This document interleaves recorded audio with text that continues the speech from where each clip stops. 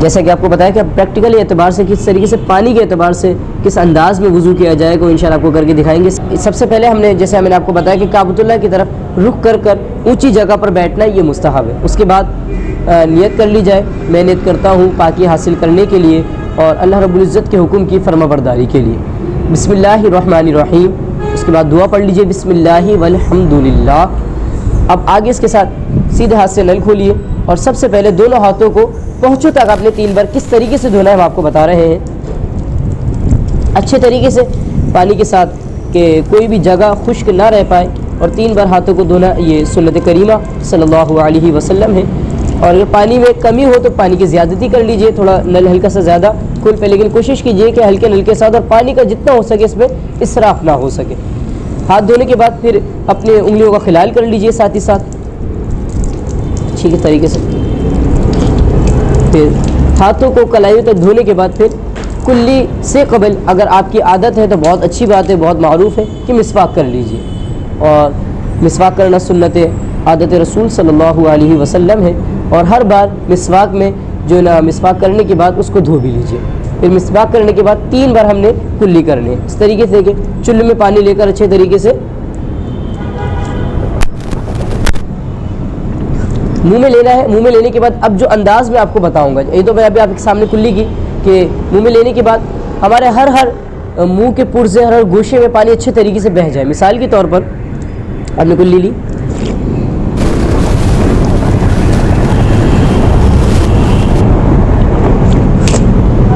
इस अंदाज में अच्छे तरीके से हमने कुल्ली करनी है। और अगर रोज़ा नहीं है तो गरगरा भी कर लीजिए।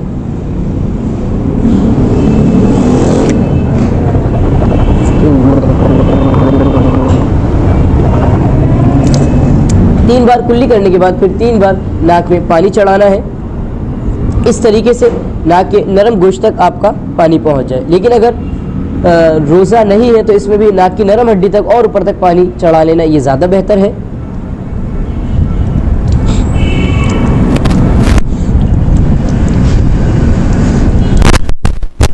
और इसी दौरान आपने अपने उल्टे हाथ की छोटी उंगली से नाक के सुराखों में डालकर नाक को साफ करना है।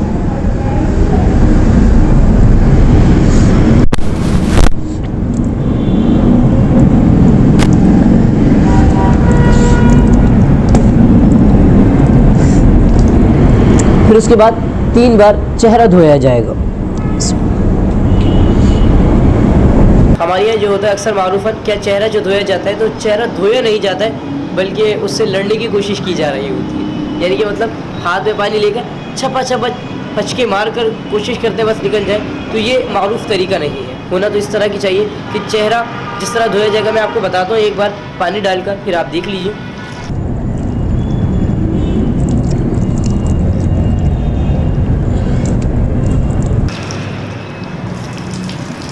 ये ऊपर से पानी छोड़ना है ताकि बहता हुआ अच्छे तरीके से नीचे तक आ जाए, ठीक है। उसके बाद यहाँ से अगर हम बिल्कुल बड़ी तेज़ी के साथ अगर चपके मारते हैं तो उसमें ये अंदेशा है कि क्या नाम है चेहरे के ऊपर के जो हिस्से और जो साइडें हैं वो धुलने से रह जाए, तो इस तरह फिर हमारा वज़ू नहीं होगा। तो लिहाजा ऊपर से छोड़ना है। और अगर वाकई ये है कि जो चेहरे और साइडें चेहरे के ऊपर का हिस्सा साइडों के हिस्सा रह गया तो उसके लिए हमने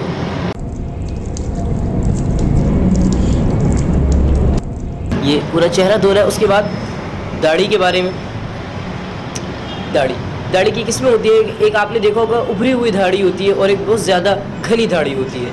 मसलन मिसाल के तौर पर एक ऐसे अशखास होते हैं हमारे नौजवान जिनके भी नई दाढ़ी आना शुरू होती है तो उनकी दाढ़ी के अंदर से जो जिसम क्या नाम है खाल है वो दिख रही होती है, तो उनको उस खाल तक पानी पहुँचाना फ़र्ज़ है। अगर नहीं पहुँचाएंगे सिर्फ बाल को धो लिया जाए तो इस तरह वज़ू नाकिस रहेगा, वज़ू नहीं होगा और उनका फिर वो इबादत का सिलसिला करना यकीनन उनको सवाब के सिलसिले पर ना ला सकेगा। और अगर दाढ़ी घनी है कि आपकी खाल नहीं दिख रही तो फिर अब जो है ना बाल का धोना फ़र्ज़ है। और इसके अंदर उलमा ने फरमाया कि आदतन बाल उगना शुरू होते हैं थोड़ी के नीचे तक, अब इस तरीके से कर लीजिए। तो लिहाजा ये जितने भी बाल इनका धोना हमारे लिए फ़र्ज़ है। होना तो यही चाहिए पूरे अच्छे तरीके से धोएं ताकि जो ना दाढ़ी भी आपकी ताज़ा रखे, खुशगवार लगे, अल्लाह आसानी फरमाए। तो इस तरीके से हमने अपना चेहरा धो लेना। फिर उसके बाद दोनों हाथों को सबसे पहले सीधे हाथ को उंगलियों से शुरू करते हुए कोहनी तक धोना ये वुज़ू के फ़राइज़ में से है। और आधे बाजू तक धोना मुस्तहब है। दोनों हाथ कोहनियों समेत धोना। तो सबसे पहले सीधा हाथ आपको धो के दिखाएंगे किस अंदाज में। अच्छे तरीके से पानी इस पर हमने चिपड़ लेना है।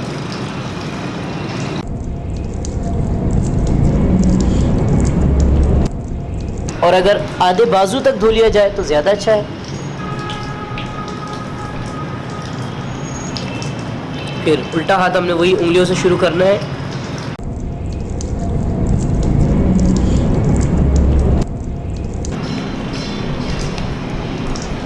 कोहनियों तक, और अगर आधे बाजू तक हो जाए तो ज़्यादा मुस्तहब है। अच्छा, इसी दौरान इस बात को भी याद रखा जाए कि हमारे यहाँ ये अंदाज़ अपनाया जाता है। ये कि आखिर जब वुज़ू अगरचे हो गया अच्छे तरीके से, हम कोहनियों तक हाथ धो लिया जाता है, उसके बावजूद भी चुल्लू से लेकर उसको कोहनियों तक छोड़ा जाता है। तो लिहाजा अकाबरीन यही लिखते हैं कि जो इस तरह छोड़ने के अंदर कोहनी तक और कलाई की करवट तक पानी पहुँचने का अंदेशा नहीं है। तो लिहाजा इस तरह फिर करने से कहीं ऐसा ना हो कि आपका वुज़ू नाकिस रह जाए, नाकिस हो जाए, कामिल ना रहे। तो लिहाजा इस अगर अच्छे तरीके से आपने धो लिया और मुतमईन हो गए आप, तो फिर अब आपको ये छोड़ना की हाजत नहीं। और अगर करें अच्छे तरीके से मुतमईन होने के बावजूद भी, तो ये पानी का सही इसराफ़ है। तो लिहाजा इससे बचना चाहिए। अब मसा किस तरीके से किया जाएगा?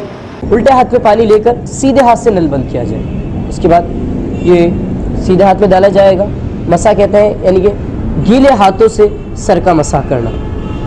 अब इस अंदाज में यानी कि तीनों उंगलियां, अंगूठा और छोटी उंगली को छोड़कर, ये तीनों उंगलियों को सिर्फ एक दूसरे से मिला ली जाएगी। मिलाने के बाद अब ये जहाँ से आदतन पेशानी के बाद उगना शुरू होता है, यहाँ से रखना है और इसको यूं खींचते हुए लेकर आना है। ये याद रखें, इन दौरान हथेलियाँ या अंगूठे और आपकी शहादत की उंगलियाँ ये सर पे मसना हो। अभी खींचते हुए लेके जाएंगे इस तरह। इसको याद रखना है कि आपकी शहादत की उंगलियाँ, अंगूठे और हथेलियाँ ये आपके सर से बिल्कुल भी मस नहीं होनी चाहिए। इस तरह खींचते हुए लेके जाए और ये गुद्दी तक लिया, ये सामने सर तक लिया है। फिर इसी के साथ साथ ये जो आपकी शहादत की उंगली है, उससे आप कान के अंदरूनी हिस्से का, अंगूठे से आपके बैरूनी हिस्से का और छोटी उंगली से कान के सुराखों का मसा किया जाए। इसी के साथ साथ आखिर में आपके जो हाथ है उसकी पुश्त है, उससे गुद्दी का मसा किया जाए। ये आपका तरीका है मसा हो गया। उसके बाद वुज़ू का चौथा और आखिरी फ़र्ज़ वो क्या है? दोनों पाँव को टखनों समेत धोना। और अगर आधी पिंडली तक धो लिया जाए तो ये ज़्यादा मुस्तहब। इसके अंदर भी यही मारूफ तरीका है कि क्या, हाँ, उंगलियों से शुरू करेंगे अच्छे तरीके से। और ये याद रख लिया जाए, अंगूठे उंगलियों के दरमियान का जो खला है, जो गैप है, ये इसको अच्छे तरीके देखना है। अंगूठे के बाद का ये आप देख रहे हैं नीचे का जो हिस्सा है, ये हिस्सा, इसको अच्छे तरीके से देखना है।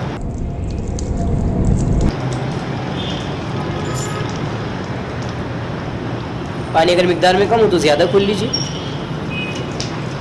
ताकि अच्छे तरीके से मुतमईन हो जाए आप।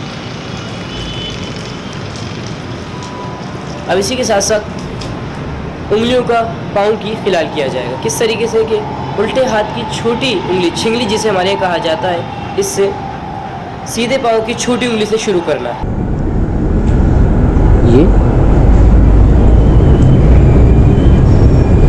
ये खिलाल, ये हो गया पाँव की उंगलियों का खिलाल। अच्छे तरीके से धोने के बाद आखिरी में खिलाल। इसी तरीके से उल्टे पाँव को धोया जाएगा। यही कि उंगलियों से शुरू हमने करना है।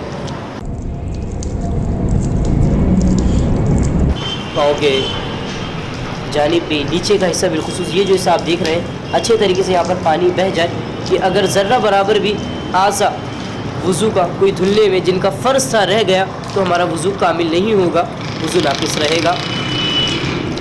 अच्छे तरीके से धोने के बाद हो सके तो आधी पिंडली तक धो ले, मुस्तहब है। कि वही अंदाज़ क्या कि उल्टे हाथ की छोटी उंगली से अब उल्टे पाँव के अंगूठे से डालना शुरू करेंगे। इसको ऐसे समझ लीजिए, मिसाल ये दोनों पाँव हैं, पहले जब सीधा पाँव धोया जाएगा तो छोटी उंगली से शुरुआत करके अंगूठे तक लाया जाएगा, और अगर उल्टा पाँव आ गया तो अंगूठे से शुरुआत कर छोटी उंगली तक। इसी तरीके से इसको हमने चलाना है। लिहाजा यानी कि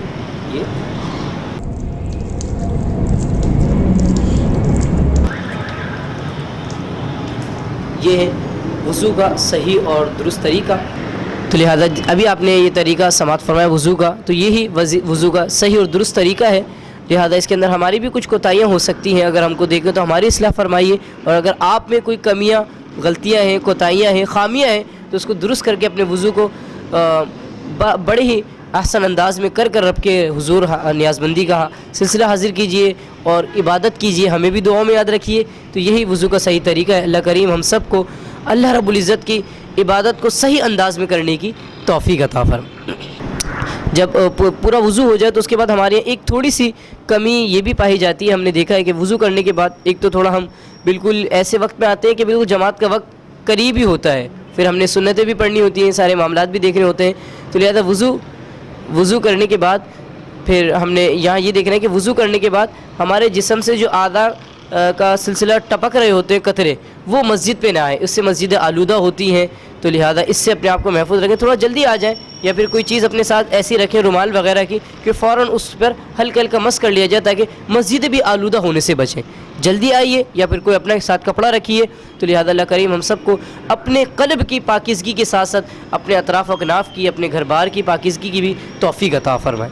इसी के साथ साथ वज़ू हो जाए तो वज़ू के बाद बस आखिरी बात, वज़ू के बाद एक चीज़ कि सूरह क़द्र और कलमा शहादत को अपना मामूल बना लीजिए। उंगली ऊपर कर कर, बसा वक़्त हमारे मारूफ़ है उंगली उठाकर जो ना सूरह क़द्र की तिलावत की जाती है और अशहदु अल्ला इलाहा इल्लल्लाह व अशहदु अन्ना बाकायदा किया जाता है। तो इसको भी मामूल बनाए। अल्लाह करीम हम सबको दोनों जहाँ की बरकतें अता फरमाए। जब कलमा शहादत वज़ू के बाद पढ़ा जाए तो बाकायदा आसमान की तरफ उंगली कर कर अशहदु अल्ला इलाहा इल्लल्लाह व अशहदु अन्ना मुहम्मदन अब्दुहु व रसूलुहु, इस तरीके से इसकी तिलावत की जाए। उसके बाद मस्जिद की तरफ जाया जाए। अल्लाह करीम हम सब का हामी नासिर है।